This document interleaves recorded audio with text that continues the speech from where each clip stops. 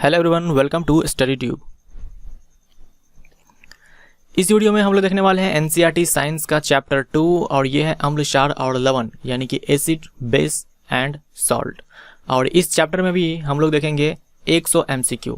इससे पहले मैंने चैप्टर 1 अपलोड किया है धातु और अधातु का। अगर आपने उसे नहीं देखा है तो आप हमारे चैनल के प्लेलिस्ट को चेक कर सकते हैं। वहाँ आपको एनसीईआरटी साइंस नाम से एक प्लेलिस्ट मिलेगा, वहीं पे आपको चैप्टर 1 भी मिल जाएगा। या फिर आप ये कर सकते हैं कि आप ऊपर में यहाँ पे आपको ऊपर में यहाँ पे एक आई बटन दिखेगा, आप उस पर क्लिक करें तो 100 MCQ करने के बाद ही ये हमारा चैप्टर खत्म हो जाएगा एक ही वीडियो में। और ये वीडियो हर उस एग्ज़ाम के लिए बहुत ही ज़्यादा यूजफुल है जिसमें भी जनरल साइंस पूछे जाते हैं, क्योंकि सारे MCQ एनसीईआरटी के बुक से तैयार किया गया है। और इन दिनों चल रहे हैं रेलवे परीक्षा 2019 और 2018 में जो हो चुका है रेलवे की परीक्षा, उसमें 95% से भी ज़्यादा सवाल सिर्फ एनसीईआरटी से पूछा गया है। तो इस लिहाज से भी ये वीडियो काफ़ी ज़्यादा इंपॉर्टेंट है। अब आने वाले टाइम में जो रेलवे परीक्षा है उसके लिए, और आने वाले टाइम में जो एसएससी की एग्जामिनेशन है उसके लिए भी, या फिर कोई भी एग्जामिनेशन जो इन फ्यूचर आने वाली है, उन सभी के लिए ये वीडियो यूजफुल है अगर उसमें जनरल साइंस पूछा जा रहा है तो चलिए हम लोग स्टार्ट करते हैं आज के सवालों से, अम्ल, क्षार और लवण से। पहला सवाल है, अम्ल से संबंधित निम्नलिखित में से कौन सा गलत है? अम्ल के बारे में बताइए कि कौन सा गलत है। यह स्वाद में कड़वा होता है, ये गलत है। यह स्वाद में खट्टा होता है यानी कि सार होता है। यह स्वाद में खट्टा होता है, ये सही है। यह नीले लिटमस को लाल कर देता है, तो ये भी सही है। क्षार के प्रभाव को खत्म करता है, तो ये भी सही है। हमारा जो ए है ये गलत है। तो ये सारे प्रॉपर्टी, सारे गुण हैं अम्ल के बारे में, ये आपको अच्छे से याद रखना पड़ेगा। क्षार से संबंधित निम्नलिखित में से कौन सा गलत है? अब क्षार के बारे में यानी कि बेस के बारे में बताना है। यह स्वाद में कड़वा होता है, ये सही है। यह स्वाद में खट्टा होता है, ये गलत है। यह लाल लिटमस को नीला कर देता है, तो ये सही है। ध्यान रखिएगा, एसिड क्या करेगा, ये ब्लू को रेड करेगा, और जो बेस होगा, क्षार होगा, ये रेड को ब्लू करेगा। अम्ल के प्रभाव को खत्म करता है, तो ये भी सही है, यानी कि हमारा आंसर बी होगा। निम्नलिखित में से कौन सा एक संश्लेषित सूचक है? सूचक यानी कि जो अम्ल क्षार का पता लगा है, इंडिकेटर, तो सिंथेटिक इंडिकेटर बोला है, यानी जिसे तैयार किया गया है लैब में। एक होता है प्राकृतिक सूचक, जैसे कि लिटमस, ये लिटमस एक प्राकृतिक सूचक है। हल्दी ये प्राकृतिक सूचक है। लाल पत्ता गोभी ये प्राकृतिक सूचक है। और मिथाइल ऑरेंज ये है हमारा संश्लेषित, जिसे लेबोरेटरी में बनाया गया है। उसके बाद फेनोल्फ्थलीन, ये भी आप याद रखना। फेनोल्फ्थलीन ये भी क्या है, सिंथेटिक इंडिकेटर है, यानी कि संश्लेषित सूचक है। लिटमस विलियन यानी कि लिटमस सॉल्यूशन डैश रंग का रंजक होता है, तो लिटमस विलियन ये बैंगनी कलर का होता है, यानी कि पर्पल कलर का होता है। लिटमस डैश लाइकेन के पौधे से प्राप्त किया जाता है, यह किस समूह में आता है? लिटमस जो है ये लाइकेन के पौधे से प्राप्त किया जाता है, तो ये जो लाइकेन का पौधा है ये प्लांट किंगडम के किस ग्रुप से बिलोंग करता है, ये पूछा है। पादप जगत के किस समूह से बिलोंग करता है? ये बिलोंग करता है थैलोफाइटा समूह से। ठीक है, थैलोफाइटा डिवीजन से ये बिलोंग करता है, लाइकेन का पौधा जहां से लिटमस को प्राप्त किया जाता है। लिटमस विलियन जब ना तो अम्लीय होता है ना ही क्षारीय होता है, तब ये किस रंग का होता है? लिटमस विलियन ना तो अम्लीय हो ना क्षारीय हो, तब ये होता है बैंगनी कलर का, पर्पल कलर का। अगर लिटमस विलियन अम्लीय हो तब ये होगा लाल कलर का। अगर लिटमस विलियन क्षारीय हो तब होगा ये नीला रंग का। ये इंपॉर्टेंट क्वेश्चन है, ये आप अच्छे से ध्यान में रखना। अम्लीय होगा तो लाल और क्षारीय होगा तो नीला, और जब ना ही अम्लीय हो ना ही क्षारीय हो तब बैंगनी कलर का होगा। ऐसे पदार्थ को क्या कहते हैं जिसके गंध से अम्लीय या क्षारीय प्रकृति का पता चलता है? यानी ये ऐसे पदार्थ होते हैं जिसका गंध अम्लीय प्रकृति में और क्षारीय प्रकृति में अलग अलग होता है। किसी में ज़्यादा होगा, मान लो किसी माध्यम अम्लीय प्रकृति है तो उसमें ज़्यादा होगा, क्षारीय में कम होगा, या फिर क्षारीय में ज़्यादा होगा तो किसी में होगा ही नहीं। इस तरह से ये पता लगा लेता है कि कहाँ पे अम्लीय प्रकृति पाया जा रहा है, माध्यम पाया जा रहा है, कहाँ पे क्षारीय माध्यम है। तो इस तरह के पदार्थ को हम लोग बोलते हैं गंधीय सूचक। ठीक है, ऑल फैक्ट्री इंडिकेटर्स। अम्ल क्षार से अभिक्रिया कर डैश बनाता है और हाइड्रोजन गैस निकालती है। अम्ल क्षार से अभिक्रिया कर क्या बनाता है और हाइड्रोजन गैस निकालती है? ये लवण बनाता है, यानी कि सॉल्ट। एसिड, बेस ये आपस में रिएक्शन करेगा और सॉल्ट का निर्माण करेगा, साथ में हाइड्रोजन गैस यहाँ पे रिलीज होती है। एग्जाम्पल के लिए आप समझ सकते हो, यहाँ पर एसिड HCl ले लो, बेस ले लो सोडियम हाइड्रोक्साइड, यहाँ से क्या बना, NaCl और यहाँ पर रिलीज होती है, इवॉल्व होती है हाइड्रोजन गैस। जब धातु के कार्बोनेट और बाइकार्बोनेट अम्ल से अभिक्रिया करते हैं तब लवण और जल के साथ कौन सी गैस उत्पन्न होती है? धातु के कार्बोनेट के तौर पे आप क्या ले सकते हो? सोडियम कार्बोनेट ले सकते हो। ये सोडियम कार्बोनेट है। ये क्या करेगा? HCl से मान लो रिएक्शन करेगा, बोला है अम्ल से अभिक्रिया करता है, और क्या बनाएगा? सॉल्ट बनाएगा। सॉल्ट के तौर पर NaCl बनेगा, साथ में बनेगा वाटर, और साथ में कार्बन डाइऑक्साइड गैस बनती है। और सेम फंडा होगा बाइकार्बोनेट के केस में, यहाँ भी सेम प्रोडक्ट आएगा, NaCl H2O CO2। याद रखिएगा बैलेंस नहीं है, बैलेंस अगर करेंगे तो सबके बगल में जो स्टोइकोमेट्रिक कोफिशिएंट होगा वो अलग अलग आएगा। इस केस में कुछ और आएगा, इस केस में कुछ और आएगा, तो बैलेंसिंग पे मैं नहीं जा रहा हूँ बिल्कुल भी। तो आपने देखा कार्बन डाइऑक्साइड गैस रिलीज होती है। बहुत ही इंपॉर्टेंट है ये क्वेश्चन, आप ध्यान में रखना। कार्बन डाइऑक्साइड हमारा राइट आंसर होगा। चूने के पानी से डैश गैस प्रवाहित करने पर यह दूधिया हो जाता है। चूने का पानी बोले तो कैल्शियम हाइड्रोक्साइड को बोलते हैं, ठीक है, कैल्शियम हाइड्रोक्साइड को चूना का पानी बोलते हैं। तो जब इससे कार्बन डाइऑक्साइड गैस प्रवाहित की जाती है तब ये बनाता है कैल्शियम कार्बोनेट, ठीक है, व्हाइट PPT। और ये व्हाइट होता है इसीलिए हम बोलते हैं कि यह दूधिया कलर का हो जाता है। तो कार्बन डाइऑक्साइड हमारा राइट आंसर है। कार्बन डाइऑक्साइड जहरीला गैस नहीं है, ना ये जलता है, ना ही जलने में सहायता करता है, हेल्प करता है। चूने के पानी से अत्यधिक मात्रा में कार्बन डाइऑक्साइड गैस प्रवाहित करने पर डैश बनता है। मैंने अभी आपको बताया चूने के पानी यानी कि स्लैक्ट लाइम, कैल्शियम हाइड्रोक्साइड। ये कैल्शियम हाइड्रोक्साइड जब कार्बन डाइऑक्साइड के साथ रिएक्शन करता है तब बनाता है कैल्शियम कार्बोनेट। ये सॉलिड होता है और ये व्हाइट PPT होता है, यानी कि व्हाइट PPT का मतलब समझ रहे हो? PPT कहने का मतलब ये जल में घुलनशील नहीं है। ये अगर आप जल में डालोगे तो ये नीचे बैठ जाएगा बॉटम पे, और इसी के कारण हम बोलते हैं, कैल्शियम कार्बोनेट के कारण ही हम बोलते हैं कि कैल्शियम हाइड्रोक्साइड से कार्बन डाइऑक्साइड प्रवाहित करने पर ये दूधिया कलर का हो जाता है, क्योंकि ये कैल्शियम कार्बोनेट बनाता है। बोला यहाँ पर यह है कि कार्बन डाइऑक्साइड यहाँ एक्सेस में है, यानी कि ज़्यादा अमाउंट में है। कैल्शियम हाइड्रोक्साइड ये कार्बन डाइऑक्साइड से रिएक्शन करेगा और सारा कैल्शियम हाइड्रोक्साइड खत्म हो चुका है, कार्बन डाइऑक्साइड बना चुका है, लेकिन कार्बन डाइऑक्साइड एक्सेस में, ये अभी बचा हुआ है। तो अब क्या होगा? ये कार्बन डाइऑक्साइड जो कैल्शियम कार्बोनेट बना है इसके साथ रिएक्शन करेगा और आगे क्या बनाएगा? ये बनाएगा कैल्शियम बाइकार्बोनेट, ठीक है, कैल्शियम बाइकार्बोनेट। CaHCO3 का होल ट्वाइस है और ये वाटर सोल्यूबल है, ये जल में घुलनशील है। जो कैल्शियम बाइकार्बोनेट था, जो कैल्शियम कार्बोनेट था, ये जल में घुलनशील नहीं था, ये जल में घुलनशील है। तो कैल्शियम बाइकार्बोनेट हमारा राइट आंसर होगा। निम्नलिखित में से कौन कैल्शियम कार्बोनेट का विविध रूप है?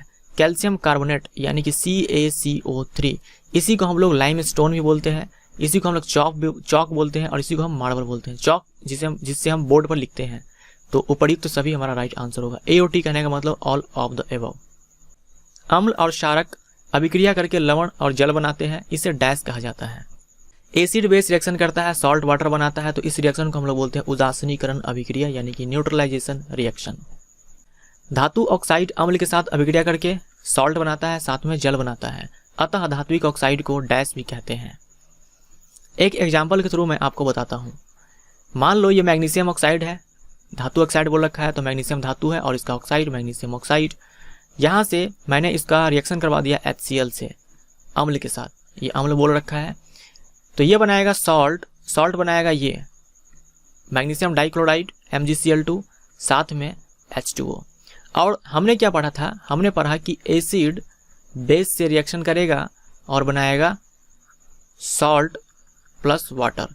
तो ये तो सॉल्ट बना, साथ में यहाँ एसिड भी है, लेकिन यहाँ बेस के जगह पर मैग्नीशियम ऑक्साइड है। इसका मतलब क्या हुआ कि ये जो मैग्नीशियम ऑक्साइड है ये बेस की तरह बिहेव किया, एक क्षारक की तरह बिहेव किया, तभी तो ये क्षारक अम्ल से अभिक्रिया करके सॉल्ट वाटर बनाया। इसीलिए हम बोलते हैं कि ये जो धातु के ऑक्साइड होते हैं ये क्षारकीय प्रकृति के होते हैं, बेसिक होते हैं। जब कॉपर ऑक्साइड तनु HCl के साथ यानी कि डाइल्यूट HCl के साथ अभिक्रिया करता है तब यह विलयन नील हरित रंग का हो जाता है। यह डैश बनने के कारण होता है, यह कॉपर क्लोराइड बनने के कारण होता है। कॉपर ऑक्साइड तो आप यहाँ पर ले सकते हो CuO, या फिर ये क्यूप्रिक ऑक्साइड है, आप चाहे तो क्यूप्रस ऑक्साइड भी ले सकते हो। उसके साथ क्या लिया? डाइल्यूट HCl, डाइल्यूट HCl, तब यहाँ पर बनेगा CuCl प्लस वाटर। ये क्या धातु का ऑक्साइड है, तो ये बेस होगा और ये हो गया एसिड। तो बेस और एसिड आपस में रिएक्शन किया, ये बनाया सॉल्ट और ये बनाया वाटर। तो ये जो कॉपर क्लोराइड बना, इसी के कारण जो विलियन है ये हो गया ब्लू ग्रीन। अधात्विक ऑक्साइड डैश होते हैं, अब तक आपको अच्छे से रट गया होगा, अधात्विक ऑक्साइड अम्लीय होते हैं। विलियन में विद्युत धारा का प्रवाह डैश द्वारा होता है। विलियन में, सॉल्यूशन में, तो किसी भी विलियन में धारा का प्रवाह तभी होता है जब उसमें क्या होते हैं, आयंस होते हैं, पॉजिटिव आयंस और नेगेटिव आयंस। जैसे कि प्योर वाटर, अगर प्योर वाटर है तो उसमें विद्युत का चालन, तो उससे विद्युत का चालन नहीं होता है। लेकिन अगर हम इसमें नमक डाल दें, NaCl डाल दें, तो जैसे ही ये जल में जाएगा ये आयंस बनाएगा Na+ और Cl-, और हमें यही चाहिए। अगर आयंस बन गया तब इलेक्ट्रिसिटी कंडक्ट होगा। तो विलियन में तो आयंस चाहिए, तो ये हमारा राइट आंसर है। मुक्त इलेक्ट्रॉन्स किस में चाहिए, ये चाहिए कंडक्टर्स में, और मुक्त इलेक्ट्रॉन और होल ये किस में चाहिए, ये चाहिए सेमीकंडक्टर्स में।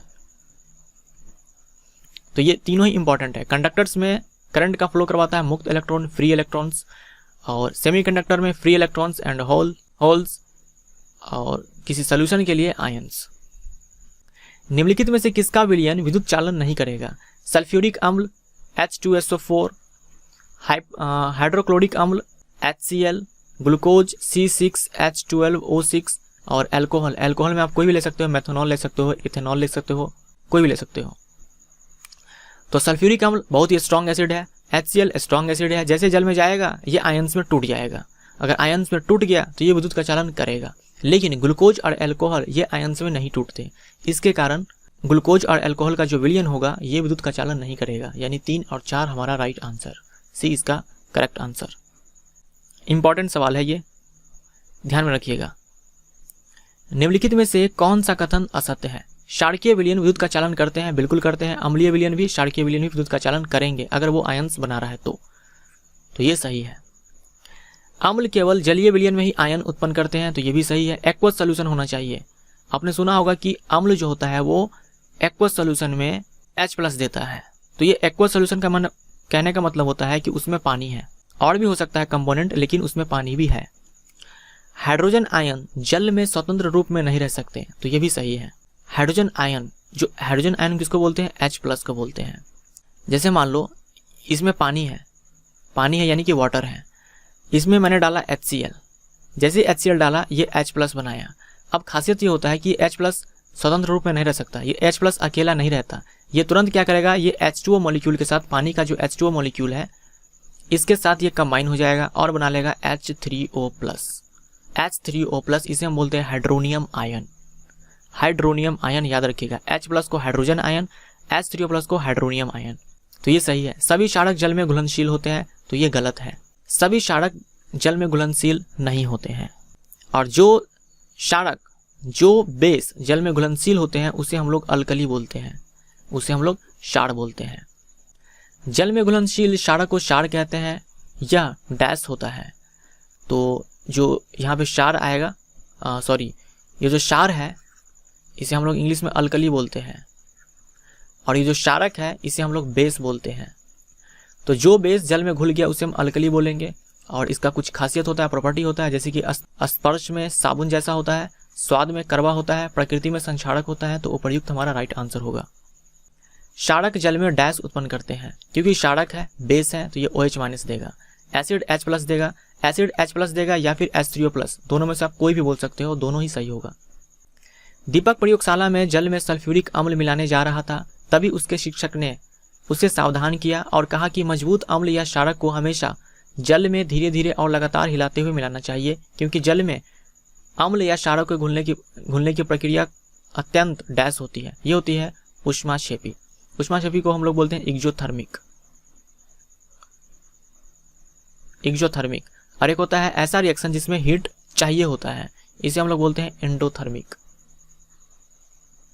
सवाल ये कह रहा था कि ये कहना चाह रहा है कि ये अगर जल है, अगर आप चाहते हो इसमें एसिड मिलाना, जैसे कि HNO3 हो गया, जैसे कि H2SO4 हो गया, ये सब स्ट्रॉन्ग एसिड, अगर आप चाह रहे हो कि इसमें एसिड मिलाना तो आप धीरे धीरे मिलाओ और किसी इंस्ट्रूमेंट का यूज करके इसे आप हिलाते रहो।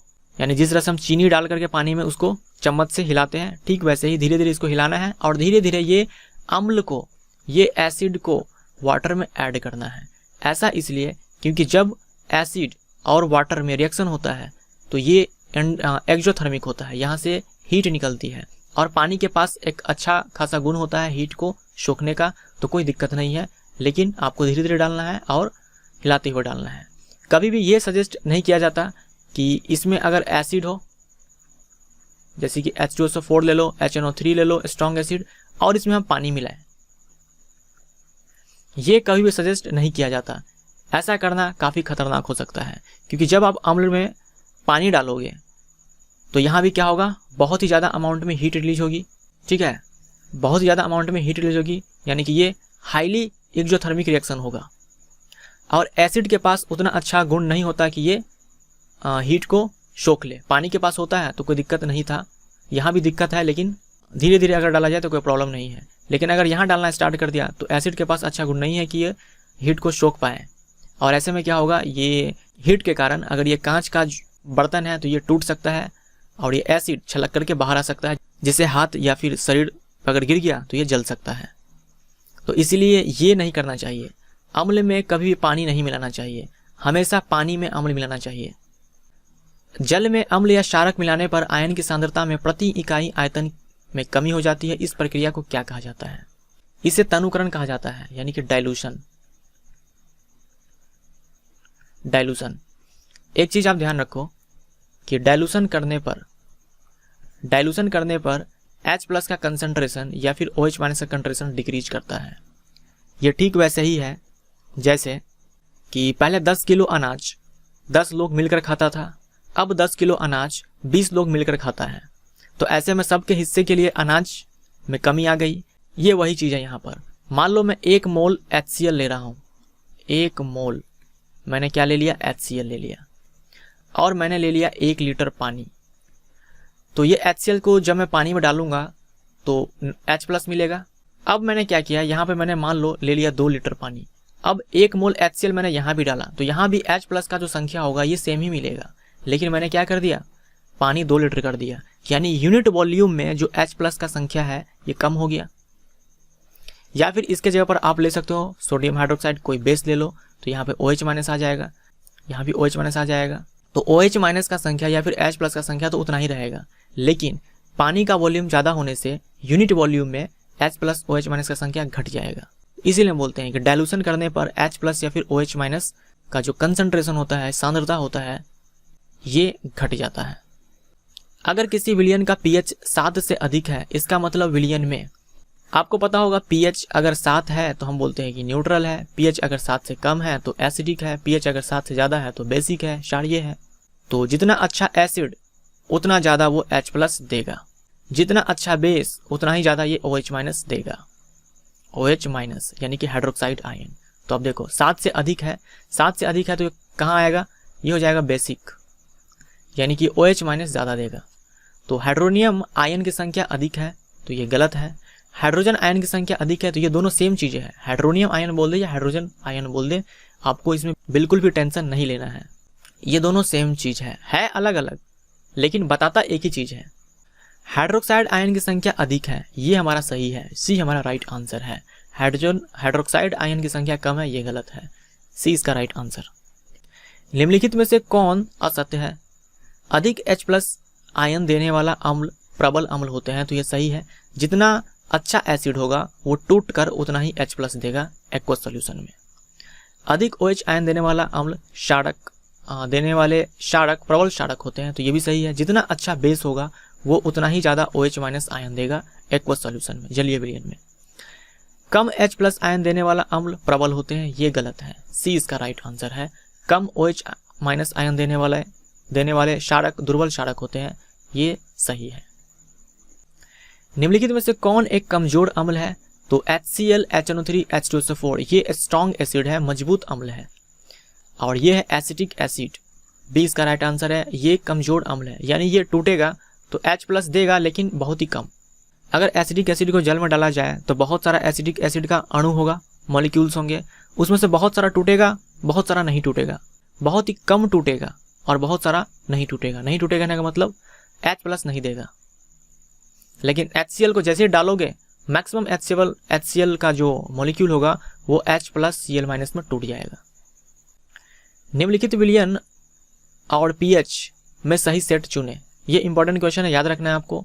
जठर रस का pH 1.2 होता है, ये सब लगभग में चल रहा है, एग्जैक्ट नहीं, लगभग, अबाउट।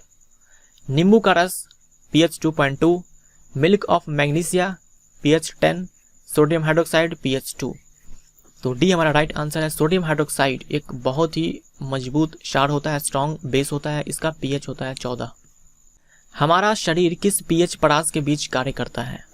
तो हमारा जो बॉडी फंक्शन करता है ये 7 to 7.8। हमारे ब्लड का pH होता है 7.4, ये आपको याद रखना है। अम्लीय वर्षा का pH मान डैश से कम होता है। अगर वर्षा का pH मान 5.6 से कम हो जाए तब हम इस वर्षा को बोलते हैं अम्लीय वर्षा, यानी कि एसिड रेन। तो एसिड रेन का pH जो है 5.6 से कम होता है। शुक्र ग्रह का वायुमंडल डैश के मोटे श्वेत और पीले बादलों से बना है। ये हो जाएगा सल्फ्यूरिक अम्ल, डी, ठीक है, H2SO4, इसीलिए वहाँ लाइफ पॉसिबल नहीं है। अपच की स्थिति में हमारा उदर अत्यधिक मात्रा में कौन सा अम्ल उत्पन्न करता है जिससे उदर में दर्द और जलन का अनुभव होता है? हमारे पेट में खाना को पचाने में HCl हाइड्रोक्लोरिक अम्ल सहायता करता है, लेकिन जब हमारे पेट में खाना नहीं पचता है तब यही HCl ज़्यादा अमाउंट में बनने लगता है जिससे हमारे पेट में दर्द और जलन का अनुभव होता है। तो ये हाइड्रोक्लोरिक अम्ल हमारा राइट आंसर है। हाइड्रोक्लोरिक अम्ल हमारे पेट में जो पेप्सिन एंजाइम होता है इसको एक्टिवेट करता है ताकि ये पेप्सिन प्रोटीन को पेप्टॉन्स में तोड़े। साथ में ये HCl जो हमारे पेट में बैक्टीरिया वगैरह होता है जो खाने के साथ चला आता है उसको भी मार गिराता है, क्योंकि कोई भी लिविंग ऑर्गेनिज्म ये ज़्यादा एसिडिक मीडियम को बर्दाश्त नहीं कर पाएगा, ये उसमें जिंदा नहीं रह पाएगा। और HCl तो काफ़ी स्ट्रॉन्ग एसिड है, इसमें बैक्टीरिया कैसे जिंदा रह पाएगा? तो ये बैक्टीरिया को मार गिराने और पेप्सिन को एक्टिवेट करने में काफ़ी ज़्यादा सहायक होता है। लेकिन यही जब ज़्यादा बन जाए तब ये पेट में दर्द और जलन का फीलिंग देता है। तो इसे ख़त्म करने के लिए हम लोग एक बेस का यूज करते हैं जिसे हम लोग बोलते हैं एंटासिड। एंटासिड के रूप में हम लोग मिल्क ऑफ मैग्नीशिया ले सकते हैं। ये क्या करेगा? ये बेस है, तो जो जरूरत से ज़्यादा एसिड बन गया हुआ है उसके साथ रिएक्शन करेगा और उसके इफेक्ट को खत्म कर देगा, न्यूट्रलाइजेशन रिएक्शन करके, उदासीनीकरण अभिक्रिया करके। अपच के उपचार के लिए निम्न में से किस औषधि का उपयोग होता है? तो ये क्या हो जाएगा? एंटासिड। एग्जाम्पल याद रखना, मिल्क ऑफ मैग्नीशिया का यूज किया जाता है। इसके अलावा और भी एंटासिड्स आते हैं, लेकिन आपके बुक में मिल्क ऑफ मैग्नीशिया दे रखा है, इसीलिए आपके लिए ये इंपॉर्टेंट है। इसे मैग्नीशियम हाइड्रोक्साइड भी बोलते हैं। Milk of magnesia, magnesium hydroxide. मुंह का pH जब डैश से कम हो जाता है तब दांतों का क्षय प्रारंभ हो जाता है। तो जो हमारा दांत होता है ये बना होता है कैल्शियम फॉस्फेट का, Ca3PA4 का होल ट्वाइस, इंपॉर्टेंट है ये कैल्शियम फॉस्फेट ये जल में घुलनशील होगा या नहीं होगा? बताइए। ये वाटर सल्यूबल है या नहीं है? बिल्कुल नहीं है। अगर वाटर सल्यूबल होता तो जैसे हम पानी में डालते तो घुल जाता, सारा दांत तो ऐसे ही खत्म हो जाता। ये वाटर सल्यूबल नहीं है, लेकिन हाँ आप बोल सकते हैं इसमें जंग लगता है, यानी कि इसका संक्षारण होता है। संक्षारण होता है। ये संक्षारण कब होता है? जब हमारे मुंह का pH 5.5 से कम हो जाता है। ठीक है, 5.5 से कम हो जाता है। इससे ज़्यादा हमारा मुंह का pH होना चाहिए ताकि हमारा दांत सही सलामत रह सके। ये 5.5 से कम कैसे होगा? हम जो खाना खाते हैं, कुछ खाना जो बच जाता है, दांतों में कहीं फंस गया या किसी तरह से रह गया, तो उस खाना को हमारे मुंह के अंदर जो बैक्टीरिया होता है उसे तोड़ तोड़ करके एसिड बना देता है। अगर बार बार हमारे मुंह में एसिड बनते रहेगा तो क्या होगा? हमारे मुंह का pH कम हो जाएगा, क्योंकि जैसे जैसे एसिडिक नेचर बढ़ता है pH क्या हो जाता है? घटता है। तो एसिड बनने के कारण, लगातार एसिड बनने के कारण pH का मान कम हो जाएगा 5.5 से। तो ऐसे में जो हमारे दांत है उसमें संक्षारण होना स्टार्ट हो जाएगा और धीरे धीरे हमारा दांत का क्षय स्टार्ट हो जाएगा, डीके करने लगेगा, दांत झड़ने लगेगा। इसीलिए हम लोगों को दिया जाता है टूथपेस्ट। जो टूथपेस्ट होता है ये एक बेस होता है, बेसिक होता है ये। और ये बेस हमारे मुंह में जो जरूरत से ज़्यादा अम्ल बन गया है उसके साथ रिएक्शन करेगा और उसके इफेक्ट को ख़त्म कर देगा। इसीलिए हमें टूथपेस्ट करना चाहिए ताकि हमारे मुंह का पीएच जो है बैलेंस रहे। टूथपेस्ट में फ्लोरीन कंपाउंड डाला जाता है, ये भी आप ध्यान में रखना। टूथपेस्ट में फ्लोरीन कंपाउंड डाला जाता है, जैसे कि सोडियम फ्लोराइड हो गया। दांतों का इनेमल किससे बना होता है? जो कि शरीर का सबसे कठोर पदार्थ है। तो जो दांतों का एनेमल होता है ये शरीर का सबसे कठोर पदार्थ है। ये कैल्शियम फॉस्फेट, जो अभी मैंने आपको फार्मूला लिखकर दिखाया था, CA3PO4 का होल ट्वाइस। मधुमक्खी और नेटल के डंक में कौन सा अम्ल पाया जाता है? नेटल ये प्लांट है, तो मधुमक्खी या फिर नेटल के डंक में पाया जाता है मेथनोइक अम्ल। कभी मान लो एग्जाम में मेथनोइक ना मिल करके फॉर्मिक अम्ल मिल जाए, यानी कि फॉर्मिक एसिड मिल जाए, तो ज़्यादा टेंशन मत लेना। ये मेथनोइक अम्ल, मेथनोइक एसिड ये IUPAC नेम है और फॉर्मिक एसिड ये कॉमन नेम है और इसका फॉर्मूला होता है HCOOH। तो ये एक ही चीज़ है, फॉर्मिक एसिड या फिर मेथनोइक एसिड। फार्मूला आप ध्यान में रख सकते हैं, एक कार्बन वाला ये एसिड होता है। एसिडिक एसिड ये सिरका में पाया जाता है। सिट्रिक एसिड सारे खट्टे पदार्थों में, जैसे कि नींबू हो गया, संतरा हो गया। टार्टरिक एसिड ये इमली में पाया जाता है। मधुमक्खी द्वारा डंक मारे गए अंग में जलन और दर्द अनुभव होता है। इससे आराम पाने के लिए निम्न में से किसका उपयोग किया जाता है? आप में से बहुतों को डंक मारा भी होगा, तो इसके प्रभाव को खत्म करने के लिए जहाँ पे जलन और दर्द होता है वहाँ बेकिंग सोडा का यूज किया जाता है। ध्यान में रखिएगा, बेकिंग सोडा। डॉक पौधों की पत्तियों की प्रकृति कैसी होती है? अभी हम लोगों ने देखा नेटल, इसके डंक में क्या होता है? फॉर्मिक एसिड होता है। लेकिन डॉक पौधे की पत्ती ये क्षारीय प्रकृति की होती है, यानी कि ये जहाँ पे आपके बॉडी के जिस हिस्से पे इसका डंक लगा है वहाँ पे आपको जलन महसूस होगा, दर्द महसूस होगा। वहाँ पे अगर आप इस पत्तियों को रगड़ लें तब ये जो एसिड का प्रभाव है ये खत्म हो जाएगा। ये क्षार से रिएक्शन करेगा और इसका प्रभाव कम हो जाएगा या फिर बोल सकते हैं खत्म हो जाएगा। तो एक तो पौधा है नेटल जो कि अम्लीय प्रकृति का है और एक पौधा है डॉक जो कि क्षारीय प्रकृति का है। निम्नलिखित में से सही सेट चुने। आई थिंक सही सेट ही चुने। तो टमाटर में ऑक्जेलिक अम्ल होता है, इमली में टार्टरिक अम्ल होता है, सही है। सिरका में एसिटिक अम्ल होता है, खट्टे दूध में क्या होता है? लैक्टिक अम्ल। ये वही लैक्टिक अम्ल है जो हमारे मसल्स में अगर इकट्ठा होने लगे तो थकान और दर्द की अनुभव दिलाता है। तो डी हमारा राइट आंसर हो जाएगा। अब यहाँ लिख दो, ये गलत सेट हमें चुनना था, गलत सेट चुने। हम भोजन में कौन सा लवण खाते हैं? हम भोजन में क्या खाते हैं? Sodium chloride.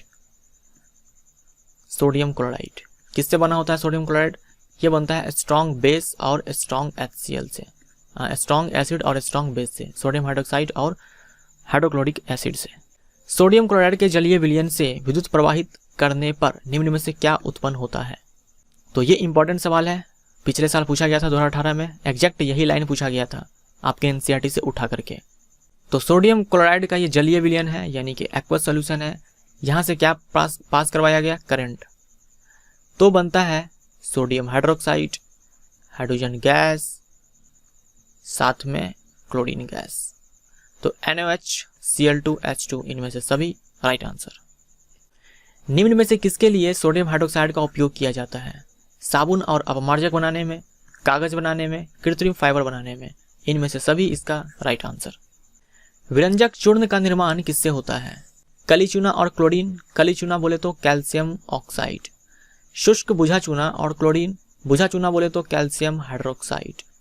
तो यही हमारा राइट आंसर है, कैल्शियम हाइड्रोक्साइड प्लस Cl2, यह हमें बना कर दे देगा CaOCl2। ये होता है विरंजक चूर्ण, ब्लीचिंग पाउडर। बी इसका राइट आंसर। ब्लीचिंग पाउडर का रासायनिक सूत्र क्या होता है? तो ये हो जाएगा CaOCl2। विरंजक चूर्ण का उपयोग किया जाता है वस्त्र उद्योग और कागज की फैक्ट्री में, सही है। जल को जीवाणु मुक्त करने के लिए, तो ये भी सही है।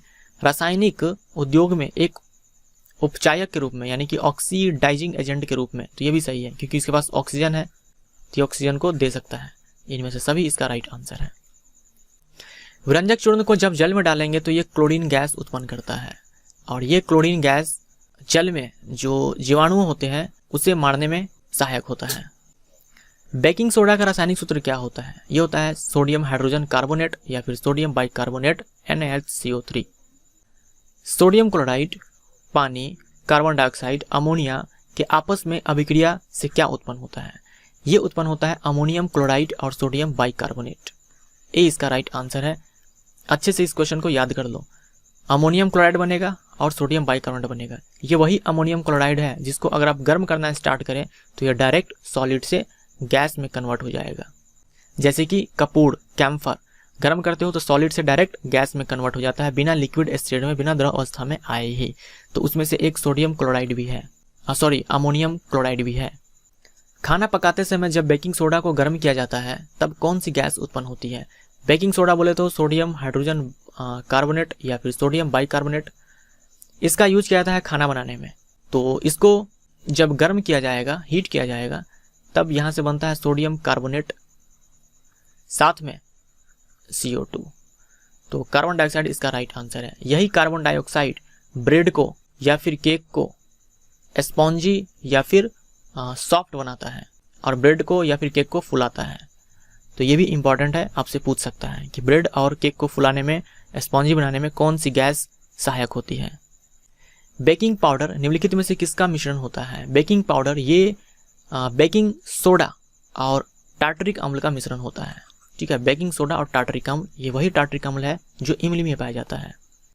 बेकिंग पाउडर को जब गर्म किया जाता है या जल में मिलाया जाता है तब निम्न अभिक्रिया होती है। ये सोडियम बाइकार्बोनेट H+ को एक्सेप्ट करेगा, यहाँ पे क्या बनाएगा? साथ में पानी और अम्ल का सोडियम लवण। थोड़ी देर पहले मैंने आपको बताया बेकिंग सोडा को जब गर्म करेंगे तो कार्बन डाइऑक्साइड गैस बनती है। तो सी इसका राइट आंसर। बेकिंग पाउडर का भी यूज किया जाता है खाना बनाने में, जिस तरह से बेकिंग सोडा का यूज किया जाता है। नेक्स्ट है, बेकिंग सोडा का उपयोग किसमें किया जाता है? सोडा अम्ल अग्निशामक में, सही है। एंटासिड के संघटक के रूप में एंटासिड बनाने में बेकिंग सोडा का यूज किया जाता है, सही है। पाव रोटी या केक को फुलाने और स्पॉन्जी बनाने में। तो जब बेकिंग सोडा को खाना बनाने वाले पदार्थों में डाला जाता है तब उस समय खाना बनाते समय हीट तो करना ही पड़ता है। तो बेकिंग सोडा ये क्या बनाएगा? सोडियम कार्बोनेट और CO2 गैस यहाँ से रिलीज होती है। यही CO2 gas, carbon dioxide gas, पाव रोटी या फिर केक को फुलाने में मदद करती है। तो इनमें से सभी इसका राइट आंसर। धोने का सोडा का रासायनिक सूत्र क्या है? आपको याद रखना है ये वाला, सोडियम कार्बोनेट .10H2O। सी इसका राइट आंसर है। मान लो कभी एग्जाम में ये ना दे, सिर्फ ये वाला दे बिना वाटर मॉलिक्यूल का, तब आप इसको टिक करना। मान लो दोनों दे तब आप इसको टिक करना। ये बेकिंग सोडा है। और ये देखो, सोडियम सल्फेट डेकाहाइड्रेट या फिर हाइड्रेटेड सोडियम सल्फेट, इसको हम लोग बोलते हैं ग्लोबर्स सॉल्ट। ठीक है, ग्लोबर्स सॉल्ट। तो थोड़ा सा अंतर है, यहाँ कार्बोनेट है, यहाँ सल्फेट है। सोडियम कार्बोनेट के अणु में जल का प्रतिशत मात्रा कितना होता है? सोडियम कार्बोनेट के एक अणु में, अब आपको ये पूरा लिखना पड़ेगा। इस पूरे का आप द्रव्यमान बताओ कितना होगा, तो कैलकुलेट करना पड़ेगा। सोडियम का 11 होता है, परमाणु द्रव्यमान 2 है। सोडियम का 23 होता है, एक परमाणु का द्रव्यमान, तो यहाँ 2 है, तो ये 46 हो जाएगा। प्लस कार्बन के एक परमाणु, इसका द्रव्यमान 12। ऑक्सीजन के एक परमाणु का द्रव्यमान 16 होता है, यहाँ 3 है, तो ये 48 हो जाएगा। और ये H2O है, H2O का होता है 18, क्योंकि यह 10 H2O है, तो 180। टोटल ऐड करते हैं, 0 हो गया, 8 2 10 और 6 16, कैरी 1 हो जाएगा। और ये 8 4 12 13 और 4 17 और 1 18, और फिर ये एक हमारा बचा हुआ है, तो ये 2 हो जाएगा, यानी 286। टोटल आया 286। तो 286 में पानी कितना है? 286 में पानी है 180, तो एक में कितना आ जाएगा? एक यूनिट में 180 बटे में 286। हमें 100 में चाहिए, परसेंटेज में चाहिए, तो 100 में निकालेंगे। इसको सॉल्व करके देखो, आंसर आएगा लगभग में 63%। ठीक है, लगभग 63%, 62.9 के समथिंग आता है, तो आप करके देख लेना। धोने के सोडा के उपयोग के संबंध में निम्नलिखित में से कौन सत्य है? ये घरों के साफ सफाई में यूज होता है, नाम से क्लियर है, धोने का सोडा, सही है। जल की अस्थायी कठोरता को हटाने में, वेरी वेरी इंपॉर्टेंट, जल की जो परमानेंट हार्डनेस होता है उसको हटाने में ये यूज आता है। कांच, साबुन और कागज उद्योगों में, ये भी सही है। इनमें से सभी तो उपयोग से इंपॉर्टेंट क्वेश्चन बनते हैं, इसीलिए आप इन उपयोग को याद रखें। कॉपर सल्फेट के क्रिस्टल, कॉपर सल्फेट के क्रिस्टल कहने का मतलब ये होता है CuSO4.5H2O। जब क्रिस्टल बोलेगा यानी कि वाटर मॉलिक्यूल इसमें ऐड है, जुड़ा हुआ है। तो जब इसको गर्म किया जाएगा तब ये नीले रंग से किस रंग में बदल जाएगा।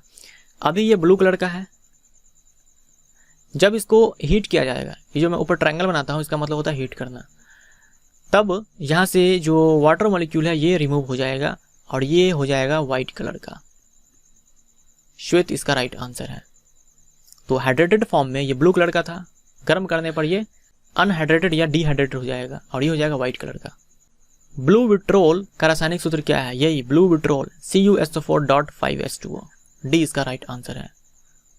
और एक होता है कैल्शियम सल्फेट, ये CSO4.2H2O, इसको हम लोग बोलते हैं जिप्सम।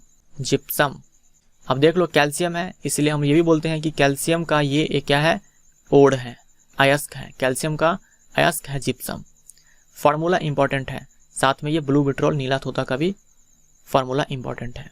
तो ये नीला तोता नीला कलर का होता है, इसको जब गर्म किया जाएगा तो यहाँ से वाटर रिमूव हो जाएगा और ये हो जाएगा वाइट कलर का। जब जिप्सम को 373 केल्विन पर गर्म करते हैं तब क्या बनता है। जिप्सम क्या होता है, ये होता है calcium sulphate, hydrated calcium sulphate CSO4.2H2O। इसको 373 केल्विन पर गर्म किया जाएगा तब ये बनाता है कैल्शियम सल्फेट हेमीहाइड्रेट। ठीक है, कैल्शियम सल्फेट हेमीहाइड्रेट, इसे हम लोग बोलते हैं प्लास्टर ऑफ पेरिस। ठीक है, प्लास्टर ऑफ पेरिस। तो प्लास्टर ऑफ पेरिस इसका राइट आंसर हो जाएगा बी। फिर इस प्लास्टर ऑफ पेरिस में अगर आप पानी डालोगे, ठीक है, यानी कि पानी के साथ रिएक्शन करवाओगे तो फिर से ये क्या बना लेगा, जिप्सम। प्लास्टर ऑफ पेरिस के सफेद चूर्ण को जल में मिलाने पर एक ठोस पदार्थ बन जाता है, यह ठोस पदार्थ होता है जिप्सम। जिप्सम और डोलोमाइट ये कैल्शियम का ओड है, याद रखिएगा, जिप्सम और डोलोमाइट कैल्शियम का ओड है, अयस्क है। बॉक्साइट यानी कि Al2O3.2H2O, ये देख लो एल्यूमिनियम नजर आ रहा है, तो ये एल्यूमिनियम का ओड है। कैल्शियम सल्फेट हेमीहाइड्रेट का प्रचलित नाम क्या है, तो ये है प्लास्टर ऑफ पेरिस। इसी प्लास्टर ऑफ पेरिस में जब पानी मिलाओगे तो बन जाएगा जिप्सम और इसका फॉर्मूला हो जाएगा CaSO4.2H2O। ग्लोबुलर लवण, ग्लोबुलर सॉल्ट, इसका फॉर्मूला मैंने आपको क्या बताया, Na2SO4.10H2O। यहाँ से आप SO4 की जगह पर CO3 कर दो तो हो जाएगा वॉशिंग सोडा। विरंजक चूर्ण CaOCl2। और एक और क्या था, ब्लू विट्रोल, इसका क्या होगा, CuSO4.5H2O। तो ये सारे फॉर्मूले इंपॉर्टेंट हैं। खिलौना बनाने, सजावट का सामान और सतह को चिकना बनाने के लिए किसका उपयोग किया जाता है, प्लास्टर ऑफ पेरिस का यूज किया जाता है। कोई विलियन अंडे के पीसे हुए कवच से अभिक्रिया कर एक ऐसा गैस उत्पन्न करता है जो चूने के पानी को दूधिया कर देती है। इस विलियन में क्या होगा, चूने के पानी को दूधिया कर देती है। चूने के पानी यानी कि कैल्शियम हाइड्रोक्साइड का एक्वस सॉल्यूशन, जलीय विलियन, दूधिया कर देती है तो कौन सा गैस होगा, CO2 होगा। यही आपस में रिएक्शन किया होगा और बनाया होगा कैल्शियम कार्बोनेट का व्हाइट PPT और इसी के कारण चूने का पानी दूधिया हो जाता है। लेकिन इसमें से बताइए कि कौन सा होगा, कैसे बताएंगे। कवच जो होता है अंडे का, ये बना होता है कैल्शियम कार्बोनेट का। आपको पता है कार्बोनेट या फिर बाइकार्बोनेट जब एसिड के साथ रिएक्शन करेगा तब रिलीज करेगा CO2 गैस, यानी कि CO2 गैस उत्पन्न होती है इसमें। और यही CO2 गैस मैंने यहाँ पे रिएक्शन करवाया, बनाया कैल्शियम कार्बोनेट। तो देख लो इसमें से कौन सा अम्ल है, ये नहीं होगा, ये सॉल्ट है, ये भी सॉल्ट है, ये भी सॉल्ट है, बी इसका राइट आंसर HCl अम्ल है। क्विक सिल्वर किसे कहा जाता है, क्विक सिल्वर ये मरकरी को कहा जाता है, यानी कि पारा। इसका जो एटॉमिक नंबर होता है 80 होता है और सिंबल होता है Hg। सोल्डर किसका मिश्र धातु है, सोल्डर यानी कि रांगा, जो इलेक्ट्रीशियन होता है वो यूज करता है इसको। तो ये शीशा और टीन का मिश्र धातु होता है, यानी कि Pb और Sn, लेड और टीन का। तांबा और जस्ता ये ब्रास होता है, तांबा और टीन ये ब्रॉन्ज होता है, और निकल क्रोमियम आयरन ये होता है, इससे बनता है स्टेनलेस स्टील। निम्नलिखित में से किसका उपयोग गंधीय सूचक के रूप में किया जाता है। गंधीय सूचक यानी कि ये ऐसा सूचक होता है जो अम्लीय या फिर क्षारीय प्रकृति का पता लगाता है। इसके गंध से पता चल जाता है कि अम्लीय माध्यम है या फिर क्षारीय माध्यम है। तो ये प्याज, वनीला और लौंग का तेल, इनमें से सभी इसका राइट आंसर है। ये तीनों आप याद रखना, एनसीईआरटी किताब में दिया हुआ है। सभी अम्लों में कौन सा तत्व उपस्थित होता है? दुनिया का कोई सा भी अम्ल हो उसमें आपको H दिखेगा, यानी कि हाइड्रोजन इसका राइट आंसर है, क्योंकि अम्ल का डेफिनेशन ही होता है जो H+ दे दे एक्वस सोल्यूशन में। अगर H रहेगा तभी H+ देगा, अदरवाइज देगा ही नहीं, तो अम्ल होगा ही नहीं। निम्नलिखित में से कौन एक ऑक्सी अम्ल है? Hydrochloric acid HCl, silver nitrate AgNO3, glucose C6H12O6, nitric अम्ल फॉर्मूला HNO3। ऑक्सी अम्ल वो होता है जिसमें आपको ऑक्सीजन प्रेजेंट होता है, ऐसा अम्ल जिसमें ऑक्सीजन प्रेजेंट हो। HCl में ऑक्सीजन प्रेजेंट नहीं है तो ये नहीं होगा। AgNO3 ये अम्ल है ही नहीं, ये सॉल्ट है, तो ये भी नहीं होगा। ग्लूकोज ना तो अम्ल है, ना ही क्षार है, ना ही लवण है, ये भी नहीं होगा। HNO3 ये एक मजबूत अम्ल है, प्रबल अम्ल है और इसके पास ऑक्सीजन भी है, तो ये नाइट्रिक अम्ल इसका राइट आंसर हो जाएगा। मान लो किसी अम्ल में ऑक्सीजन नहीं है, जैसे कि ये देख लो HCl, इसको हम लोग बोलते हैं हाइड्रा अम्ल, ठीक है, हाइड्रा एसिड या फिर अनॉक्सी अम्ल। जिन अम्लों में ऑक्सीजन के अतिरिक्त अन्य तत्व के परमाणु उपस्थित होते हैं, यानी ऑक्सीजन तो नहीं होता लेकिन वो अम्ल है, ऑक्सीजन नहीं है लेकिन अम्ल है, उसे हम क्या बोलेंगे? अनॉक्सी अम्ल या फिर हाइड्रा एसिड, हाइड्रा अम्ल। जैसे कि HCl, HI, HBr, ये सब ऐसे अम्ल है जिसमें ऑक्सीजन नहीं है। कॉपर सल्फेट का जलीय विलयन, कॉपर सल्फेट फॉर्मूला होता है इसका CuSO4, जलीय विलयन है, यानी कि ये एक्वस सोल्यूशन है। कॉपर सल्फेट देखिए किससे बना होता है, ये एक सॉल्ट है, लवण है, तो ये अम्ल और क्षार से मिलकर बना होगा। ये कैल्शियम ये है copper hydroxide, sorry calcium hydroxide नहीं, कॉपर हाइड्रोक्साइड, ये एक क्षार है, बेस है। ये रिएक्शन करता है H2SO4 से, ये एक अम्ल है, और यहां से बनाएगा CuSO4 का ये एक्वस सोल्यूशन है। अब देखो ये जो H2SO4 है ये एक स्ट्रॉन्ग एसिड है, यानी कि प्रबल अम्ल है, और ये कॉपर हाइड्रोक्साइड ये क्या है? एक वीक बेस है। तो बेस जो है कमजोर है, अम्ल जो है वो मजबूत है, तो जो सॉल्ट होगा ये स्लाइटली एसिडिक हो जाएगा, यानी कि अम्लीय हो जाएगा। अगर ये अम्लीय है, नीले लिटमस को लाल में परिवर्तित कर देगा। क्यों? क्योंकि ये स्लाइटली एसिडिक है। यदि हम धावन सोडा की थोड़ी सी मात्रा लेते हैं और इसमें लगभग 1 ml तनु HCl अम्ल मिलाते हैं तो हम क्या देखते हैं? धावन सोडा बोले तो सोडियम कार्बोनेट NaCO3, इसमें हम क्या मिलाएंगे? HCl मिलाएंगे। अब देख लो, बाइकार्बोनेट या फिर कार्बोनेट अम्ल से अभिक्रिया करता है तो कौन सी गैस उत्पन्न होती है? CO2। तो CO2 गैस तेज बुदबुदाहट के साथ निकलती है। निम्न में से कौन सा घोल क्षारीय है? ये जो आप ब्रैकेट देख रहे हो इसको बोलते हैं कंसंट्रेशन, ठीक है, कंसंट्रेशन, सांद्रता। तो जब कोई घोल न्यूट्रल होता है उसमें H+ आयन का कंसंट्रेशन ये होता है 10⁻⁻7 मोल पर लीटर, और OH- का कंसंट्रेशन भी इतना ही होता है, बराबर होता है 10⁻⁻7 मोल पर लीटर। मान लो घोल जो है एसिडिक है, तब क्या हो जाएगा? H+ आयन का कंसंट्रेशन हो जाएगा 10⁻⁻7 मोल पर लीटर से ज्यादा, यानी कि 1 लीटर सोल्यूशन में H+ आयन का अमाउंट होगा 10⁻⁻7 मोल। अगर मान लो सोल्यूशन बेसिक है, तब ये H+ आयन का कंसंट्रेशन ये 10⁻⁻7 मोल पर लीटर से कम होगा। तो हमारे केस में क्षारीय बोल रखा है, तो ए हमारा राइट आंसर हो जाएगा। तो एक तो pH होता है कि pH मान देकर के पूछ लिया जाता है कि कौन अम्लीय है और क्षारीय है, और आपसे ऐसे भी पूछा जा सकता है। साधारण नमक का pH कितना होता है? साधारण नमक बोले तो NaCl, सोडियम क्लोराइड, ये 7 होता है। कभी कभी पूछ लिया जाता है कि जो साधारण नमक होता है ये कौन से एसिड कौन से बेस से मिलकर बना होता है, तो ये बनता है बेस होता है सोडियम हाइड्रोक्साइड NaOH, और एसिड होता है HCl। दोनों ही स्ट्रॉन्ग बेस और स्ट्रॉन्ग एसिड है, इसीलिए इसका pH 7 होता है। pH बराबर एक फॉर्मूला आपसे पूछा है इसमें, -log H+ आयन का कंसंट्रेशन। इसकी जगह पर pOH भी आप लिख सकते हो, -log OH- का कंसंट्रेशन, ठीक है। तो -log H+, क्योंकि pH पूछा है। अगर pOH पूछता तो ये हम आंसर करते। बस आप फॉर्मूला इसको रट कर रखो, हो गया, और कुछ नहीं करना है। कमरे के तापमान पर बोले तो 25 डिग्री सेल्सियस पर pH + pOH का मान कितना होता है? ये आप याद रख सकते हैं। pH और pOH का वैल्यू होता है 7, सम करने पर, माफ कीजिएगा 14। तो सी इसका राइट आंसर होगा। मान लो किसी सॉल्यूशन का pH 7 है तो इसका pOH कितना हो जाएगा, 14 में से घटा दोगे। मान लो अगर 6 है तो pOH कितना हो जाएगा, 8 हो जाएगा। यानी कि 25 डिग्री सेल्सियस पर इस दोनों का सम 14 ही आएगा। और टेम्परेचर चेंज के साथ pH स्केल चेंज होता है, लेकिन ये बहुत ही कम होता है, इसलिए हम इग्नोर करके चलते हैं और हम 25 डिग्री सेल्सियस पर ही बात करते हैं। मिल्क ऑफ मैग्नीशिया का जो pH होता है ये होता है 10, यानी कि इसका pOH कितना हो जाएगा, 4।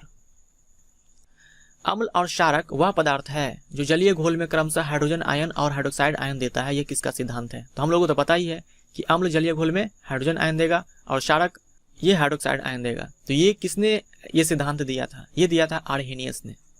ठीक है, आर्हेनियस नामक वैज्ञानिक ने। निम्नलिखित में से किसे आप एक प्रोटॉन कह सकते हैं? तो ये हो जाएगा हमारा H+। ये क्या है? ये एक प्रोटॉन है। कैसे प्रोटॉन है? देखिए, हाइड्रोजन में आपको क्या क्या मिलेगा? इस हाइड्रोजन में आपको एक इलेक्ट्रॉन मिलेगा, एक प्रोटॉन मिलेगा और न्यूट्रॉन तो इसमें होता ही नहीं है। ठीक है, 0 न्यूट्रॉन। इसमें से भी इलेक्ट्रॉन निकलकर बाहर चला गया, इलेक्ट्रॉन निकलकर बाहर चला गया, तभी तो ये एक प्लस आया है। इलेक्ट्रॉन निकलकर जब बाहर चला गया, अब इसके पास बचा ही क्या? न्यूट्रॉन तो पहले भी नहीं था, इलेक्ट्रॉन चला ही गया, बचा प्रोटॉन। इसीलिए हम H+ को प्रोटॉन बोलते हैं। उस पदार्थ को क्या कहते हैं जो किसी दूसरे पदार्थ को प्रोटॉन देने की क्षमता रखता है? उस पदार्थ को हम लोग अम्ल बोलते हैं। जैसे HCl है, ये क्या देगा? ये अम्ल है, तो ये क्या देगा? H+ देगा। जिसको भी जरूरत होगा उसको ये H+ देगा, तो H+ ही तो प्रोटॉन है, तो प्रोटॉन देने की क्षमता रखने वाले को हम लोग अम्ल बोलते हैं। अगर किसी विलयन का pH मान 5 से बढ़कर 7 हो जाए तो विलयन की अम्लता 5 से 7 हो गया, pH मान बढ़ गया, यानी कि जो अम्लता है वो घट जाएगी। तो बढ़ जाएगी तो पहले ही काट दो। अब देखो, 1 यूनिट से अगर बढ़ता pH मान, तब हम बोलते हैं अम्लता 10 गुना कम हो जाएगी। अगर 2 यूनिट से बढ़ा तब 100 गुना कम हो जाएगी। अगर 3 यूनिट से बढ़ा तो 1000 गुना कम हो जाएगी। अब देख लो, आपके केस में 5 से 7 हुआ है, 2 यूनिट से बढ़ गया है, 2 यूनिट से बढ़ गया है, तो हमारा आंसर हो जाएगा कि अम्लता पहले की 100 गुना कम हो जाएगी, यानी कि सी इसका राइट आंसर, सॉरी बी इसका राइट आंसर। ठीक है, 100 गुना कम हो जाएगी। तो ये आपको ध्यान रखना है। pH वैल्यू अगर 1 यूनिट से बढ़ेगा तो जो H+ आयन का कंसंट्रेशन होता है वो फैक्टर ऑफ 10 से डिक्रीज कर जाता है, यानी 10 के फैक्टर से कम हो जाएगा। यानी कि जो H+ आयन का जो कंसंट्रेशन है वो पहले का 1/100 हो जाएगा। ठीक है, जब 5 था उसका 1/100 हो जाएगा pH 7 होने पर। ये इस सवाल का मतलब है। निम्नलिखित में से कौन गलत है? क्षार मिथाइल ऑरेंज को पीला कर देता है। ये मिथाइल ऑरेंज, फेनोल्फ्थलीन, ये सब क्या है? सिंथेटिक इंडिकेटर है, एसिड बेस का पता लगाता है। तो क्षार मिथाइल ऑरेंज को पीला कर देता है, तो ये बिल्कुल सही है। इंपॉर्टेंट क्वेश्चन है, इसको अच्छे से ध्यान में रखिएगा। अम्ल मिथाइल ऑरेंज को लाल कर देता है, ये भी सही है। मिथाइल ऑरेंज को पीला कर देगा क्षार और लाल कर देगा अम्ल। अम्ल से फेनोल्फ्थलीन का रंग नहीं बदलता। जो फेनोल्फ्थलीन होता है ये कलरलेस होता है, इसका जो विलयन होता है कलरलेस होता है। अगर आप उसमें एसिड डाल भी दो तो कलर चेंज नहीं होगा। यानी फेनोल्फ्थलीन विलयन से हमें अम्ल के बारे में पता नहीं चल सकता, क्योंकि वो अपना कलर को चेंज नहीं करता है। तो ये भी सही है। और हाँ, अगर क्षार डाल दो उसमें तब उसका कलर पिंक हो जाएगा, यानी कि गुलाबी हो जाएगा। तो इसमें लिखा है कि हरा कर देता है, तो ये गलत है। डी इसका राइट आंसर होगा। किसके सिद्धांत के अनुसार क्षारक वह पदार्थ है जो किसी दूसरे पदार्थ से प्रोटॉन ग्रहण करने की क्षमता रखता है? थोड़ी देर पहले हम लोगों ने देखा था, जो प्रोटॉन है H+ है, ये जो देता है वो क्या होता है? एसिड होता है। और जो इसको एक्सेप्ट करता है वो क्या होगा? बेस होगा, यानी कि क्षार होगा। ये जो थ्योरी है, ये जो कॉन्सेप्ट है, ये दिया था ब्रॉन्स्टेड एंड लॉरी ने। 2 साइंटिस्ट है, ब्रॉन्स्टेड एंड लॉरी। इन्होंने कहा था कि जो पदार्थ प्रोटॉन देगा वो अम्ल होगा, जो लेगा वो क्षार होगा। निम्नलिखित में से कौन गलत है? सभी क्षारक जल में विलय नहीं होते, तो ये बिल्कुल सही है। जैसे कि ZNO धातु का ऑक्साइड बेसिक होता है, तो ये भी क्या है? क्षारक है। Al2O3 ये भी क्षारक है, लेकिन ये सब जल में नहीं घुलता है, तो ये हमारा सही है। सभी क्षारक जल में विलय नहीं होते। जल में घुलनशील क्षारक को क्षार कहते हैं, ये भी सही है। जो क्षारक जल में घुल गया उसे हम क्षार कहेंगे, अल्कली बोलेंगे। यानी जो बेस डिजॉल्व हो गया वाटर में उसे हम अल्कली बोलेंगे। जैसे Na2O, जैसे CaO, calcium oxide, sodium oxide, MgO, magnesium oxide, ये सब जल में घुलता है। जल में घुलने के बाद ये बनाएगा सोडियम हाइड्रोक्साइड, ये बनाएगा कैल्शियम हाइड्रोक्साइड, ये बनाएगा मैग्नीशियम हाइड्रोक्साइड। इस सबको हम बोलेंगे अल्कली यानी कि क्षार। तो ये सही है। सभी क्षारक क्षार कहलाता है, तो ये हमारा हो गया गलत। सभी क्षारक क्षार नहीं कहलाएगा, जो क्षारक जल में घुलेगा वही क्षार कहलाएगा, और सभी क्षार क्षारक कहलाता है, ये सही है। ये सब क्या है? ये सब अल्कली है, क्षार है, लेकिन क्षारक भी तो है। क्षार तो इसलिए है क्योंकि ये क्षारक जल में घुल रहा था। तो ये क्वेश्चन थोड़ा ध्यान में रखिएगा, ठीक है। सी इसका राइट आंसर। निम्नलिखित में से कौन सा क्षारक क्षार भी है, यानी कौन सा इसमें से बेस बताना है कि अल्कली भी है। ZNO, ठीक है, ये बेस है बट अल्कली नहीं है। ये बेस है लेकिन अल्कली नहीं है। ये बेस है लेकिन अल्कली नहीं है, क्योंकि ये जल में घुलनशील नहीं है। डी हमारा राइट आंसर। ये हो जाएगा हमारा अल्कली यानी कि क्षार। निम्नलिखित में से कौन एक कास्टिक सोडा है जिसका उपयोग साबुन बनाने में और पेट्रोलियम के शुद्धिकरण में किया जाता है। कास्टिक सोडा होता है सोडियम हाइड्रोक्साइड। निम्नलिखित में से कौन सा गलत है। दूध का pH 6.8 होता है, तो ये सही है। मानव रक्त का pH 7.4 होता है, ये भी सही है। मानव लार का pH 6.4 होता है, ये भी सही है। ब्लैक कॉफी का pH 10 होता है, ये गलत है। ब्लैक कॉफी का pH होता है 5.0। तो जितने भी यहाँ पर pH वैल्यू दे रखा है ये NCERT की किताब में दे रखा है, ठीक है। NCERT क्लास 12 की बुक में ये दे रखा है। किसी और किताब में अगर इसके जगह pH वैल्यू कुछ और लिखा हो तो ये हो सकता है कुछ और लिखा हो, लेकिन NCERT में जो है उसी को लेकर हमें चलना होगा। तो इस सवाल का आंसर डी हो जाएगा क्योंकि ये गलत है। पोटास एलम के सूत्र, पोटास एलम के एक सूत्र इकाई में जल का कितना अणु उपस्थित होता है। पोटास एलम, तो ये होता है 24। फॉर्मूला देखिए क्या होता है पोटास एलम का, K2SO4 डॉट Al2SO4 का होल थ्राइस डॉट 24H2O। ये होता है पोटास एलम। 24 आपको मॉलिक्यूल मिलेगा पानी का, जल का। पोटेशियम सल्फेट, एल्यूमिनियम सल्फेट और वाटर। पोटेशियम नाइट्रेट यानी कि KNO3, ठीक है, KNO3 का उपयोग निम्न में से किस में किया जाता है। गन पाउडर बनाने में, आतिशबाजी के सामान बनाने में, उर्वरक के रूप में, मांस मछली के संक्षारण में। तो हमारा आंसर ABC ये सब में किया जाता है, डी में नहीं किया जाता। यहाँ थोड़ा सा करेक्शन कर लो, किस में नहीं किया जाता होना चाहिए, किस में नहीं किया जाता। तो डी हमारा होगा मांस मछली के संक्षारण में, इसमें नहीं किया जाता, बाकी इस तीनों में किया जाता है। उस विलयन को क्या कहते हैं जिसमें कम मात्रा में अम्ल या क्षार मिलाने पर उसका pH मान में कोई परिवर्तन नहीं होता। उसे हम लोग कहेंगे बफर सोल्यूशन, बफर विलयन। एक बफर विलयन हमारा ब्लड है। हम इतने सारे खट्टे पदार्थ खाते हैं लेकिन हमारे ब्लड का pH जो है वो चेंज नहीं होता है। इसका कारण है कि ब्लड जो है हमारा वो बफर विलयन है, ठीक है, याद रखिएगा। बफर सोल्यूशन वो सोल्यूशन होता है जिसमें अगर आप कम अमाउंट में एसिड या बेस मिला दे तो उसका pH पर कोई प्रभाव नहीं पड़ता है। निम्नलिखित में से किसे एक सार्वत्रिक सूचक कहा जाता है।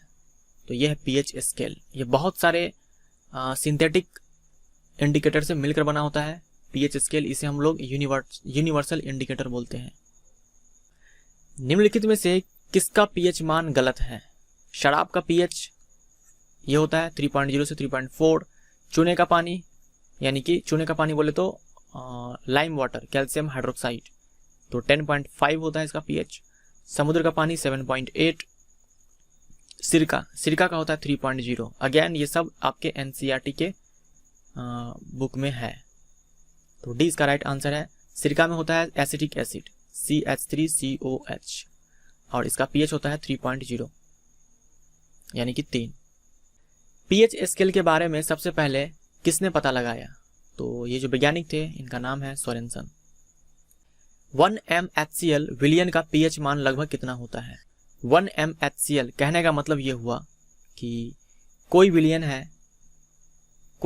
है, इसके 1 लीटर में HCl 1 मोल है, तब इस विलयन का pH मान कितना होगा, ये इस सवाल का मतलब है।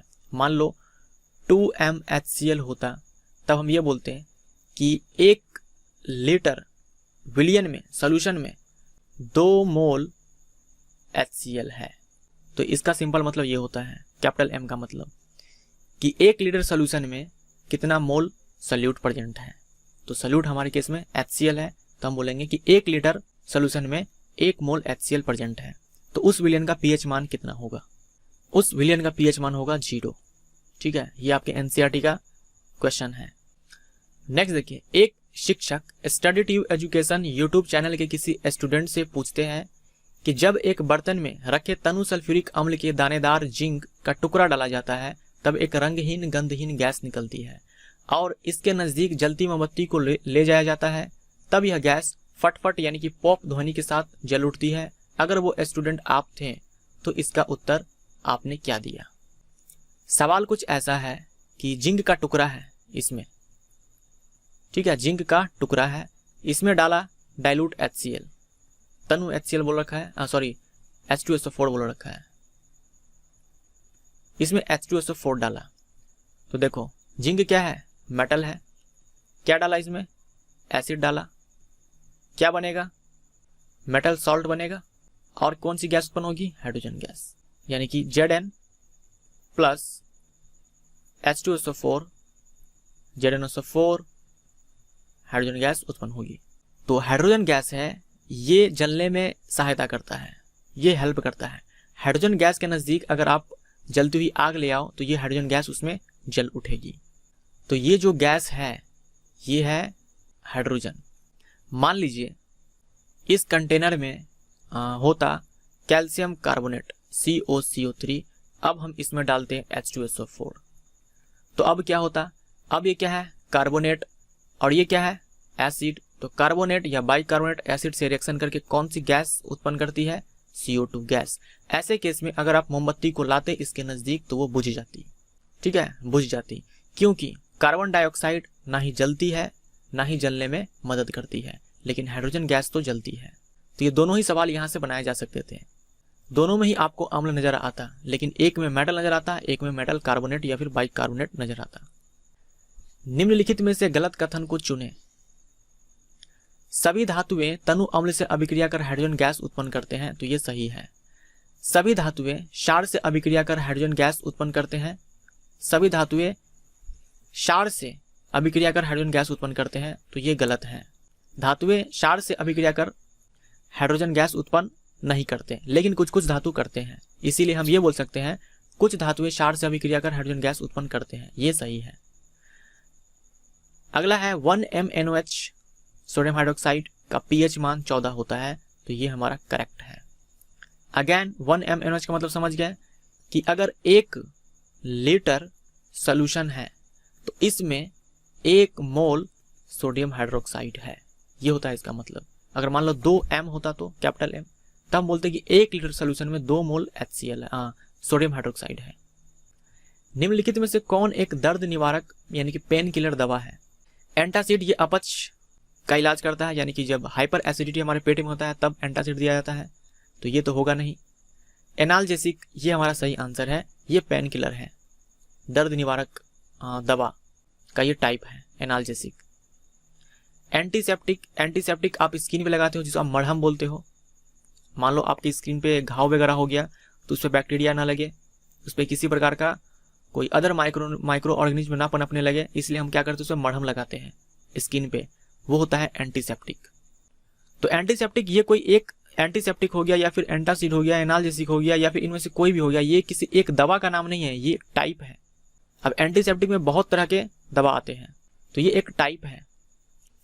अगला है 10 ml NOH विलियन को पूरी तरह से उदासीन करने के लिए 8 ml HCl दिया जाता है, तो 20 ml NOH विलियन को उदासीन करने के लिए कितनी मात्रा में HCl चाहिए होगा? 10 ml को न्यूट्रलाइज करने के लिए 8 ml HCl चाहिए, तो 1 ml को न्यूट्रलाइज करने के लिए 8/10, तो 20 ml को न्यूट्रलाइज करने के लिए 8/10 गुने में 20, बस ये यूनिटरी मेथड लगाना था आपको। 16 ml हमारा राइट आंसर होगा, 16 ml HCl चाहिए हमें। प्लास्टर ऑफ पेरिस को आर्द्ररोधी बर्तन में रखा जाता है क्योंकि प्लास्टर ऑफ पेरिस का फॉर्मूला बताइए। CaSO4 हाफ H2O, ये प्लास्टर ऑफ पेरिस होता है।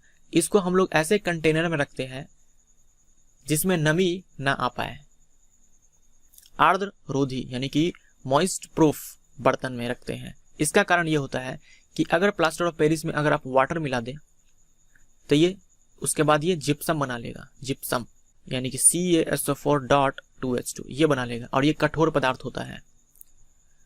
तो देख लो, ऑप्शन पढ़ते हैं। यह जल को अवशोषित कर कठोर पदार्थ बनाएगा, तो ये सही है, क्योंकि यह जल के संपर्क में आने पर जिप्सम में बदल जाएगा, तो ये भी सही है। जल को अवशोषित कर यह अनुपयोगी हो जाएगा, तो अगर ये जिप्सम बन गया कंटेनर के अंदर, कठोर पदार्थ बन गया, तो फिर ये बेकार हो जाएगा, तो ये सही है। इनमें से सभी इसका राइट आंसर है। तो ध्यान रखिएगा, प्लास्टर ऑफ पेरिस में पानी मिलाने पर यह कठोर पदार्थ बन जाता है। क्षारकीय लवण बना होता है, ये लवण है, साथ में इसके पास है कैसा नेचर, बेसिक नेचर है, यानी कि क्षारकीय है। तो लवण बनता है एसिड प्लस बेस से, क्योंकि ये क्षारकीय है, यानी कि बेस मजबूत होगा, अम्ल कमजोर होगा। तो देख लो, मजबूत क्षार से, कमजोर अम्ल से, 20 का राइट आंसर है। मान लो एसिडिक होता तो अम्ल मजबूत होता, क्षार कमजोर होता। ये दे रखा है आपको calcium sulphate .XH2O plus YH2O, और ये बनाता है कैल्शियम सल्फेट .ZH2O। तो बताइए इसका मान क्या होगा, square root of X plus Y plus Z। तो देखिए ये क्या है, Z क्या होगा यहाँ पे, ये आपको पता चल रहा होगा कि ये क्या है, जिप्सम। जिप्सम में यहाँ पे क्या होता है, 2 होता है, फॉर्मूला में लिखता हूँ यहाँ पे, CaSO4.2H2O। उसके बाद ये है प्लास्टर ऑफ पेरिस, CaSO4.12H2O। यहाँ से हमको बनाना है जिप्सम। बताइए इसमें कितना वाटर मॉलिक्यूल ऐड करना पड़ेगा, हमें यहाँ 2 वाटर मॉलिक्यूल चाहिए, तो यहाँ पर 3/2H2O। CaSO4, यहाँ पर CaSO4 वाटर मॉलिक्यूल, यहाँ 2 मॉलिक्यूल चाहिए, तो यहाँ पे हाफ मॉलिक्यूल और यहाँ पे 3/2 मॉलिक्यूल, ये इसको हम जोड़ेंगे तो ये 2 मॉलिक्यूल आ जाएगा। तो X का मान हो गया हमारा हाफ, X का मान हो गया हाफ, Y का मान 3/2, Z का मान 2, तो इसका स्क्वायर रूट आ जाएगा 2, 4 का स्क्वायर रूट 2, तो 20 का राइट आंसर। कठोर जल को मृदु करने के लिए निम्न में से किस यौगिक का उपयोग किया जाता है, यानी कि हार्ड वाटर को सॉफ्ट करने के लिए किसका उपयोग किया जाता है। तो ये है Na2CO3.10H2O, यानी कि सोडियम कार्बोनेट।